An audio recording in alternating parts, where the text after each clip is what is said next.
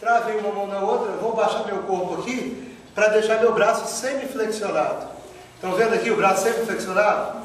E o movimento agora vai ser esse, ó. Entenderam a pancada? Com o ombro eu não conseguiria. Tem gente que vai fazer assim, ó. Mas não precisa. É só isso aqui, ó. 3, 4, 5. Olha o controle que eu tenho no meu movimento aqui. Meu braço não vai mais do que isso, se eu mantiver o ombro parado. De forma nenhuma ele vai mais do que isso. Então basta eu medir aqui para essa vítima aqui, eu vou medir que eu vou precisar esticar esse tanto de braço aqui. E agora é só dar pancada sem mexer o ombro. Esse tanto de braço aqui, se eu não mexer o ombro, eu tenho exato controle do meu movimento. Todos os movimentos. Concordaram comigo? Isso é muito bom, não é verdade? Eu tenho o controle do meu movimento? Por que não é para dentro e para cima? Aqui não tem como fazer para dentro e para cima em forma de L ou J. Só tem como fazer reto. Outra coisa boa, a gravidade me atrapalha aqui, como atrapalha com a pessoa em pé? A força da gravidade aqui não tem. O objeto está na horizontal. O único dos meus problemas é se a vítima for uma vítima muito forte, né? Tipo aquele camarada ali.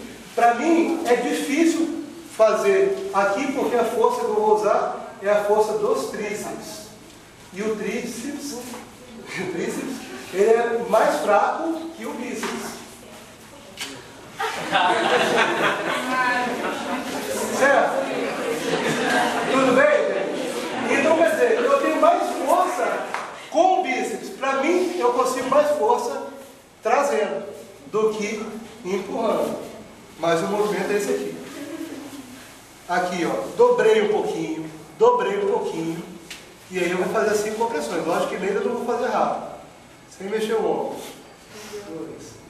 Pode relaxar que eu não vou fazer forte. 3, 4, 5. Mesma coisa depois. Né? Já consegue tossir, repete a pergunta. Já consegue falar, continua engasgado?